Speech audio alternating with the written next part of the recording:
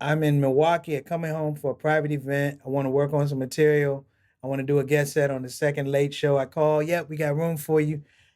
I get there where the first show is going on, Ali. The headline is up, and I'm just working on my material.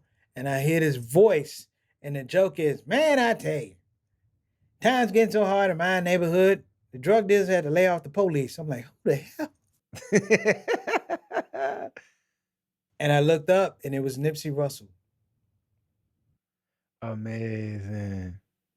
And I grabbed the phone at the bar because we didn't have cell phones back then. I'm calling people. Nipsey Russell was in Milwaukee. Just come down. Nipsey who? Nipsey Russell. Even the black comedians. I don't know Nipsey Russell. And I just walked up and I was like, Mr. Russell, you are a vital part of the black entertainment economy for comedy. You, Mantan Moreland, Red Fox, Moms Mabley. And I was like, I'm surprised. I apologize, more brothers are not down here, but I know. And we sat and we talked. And we had lunch the next day up to the show, and he told me about Toba. Toba was a theater or something. A theater operators, black. Toba really meant they call it tough on black asses. So all these theaters were owned by people who weren't black.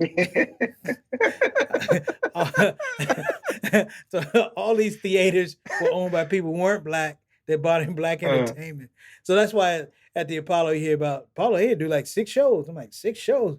That's why. But this guy gave me this very, very detailed understanding of the evolution of black comedy because you're not going to get it anywhere. You're not going to understand that the highest paid black comedian, it was Moms Mabley. And Moms was a lesbian.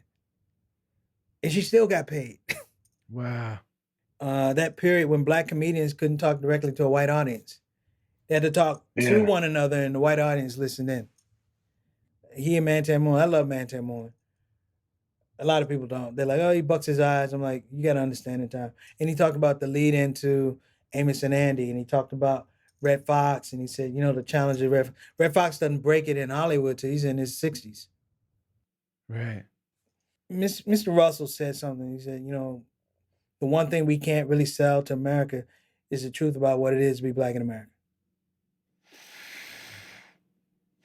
And he said the artist is the last hope to be able to do that.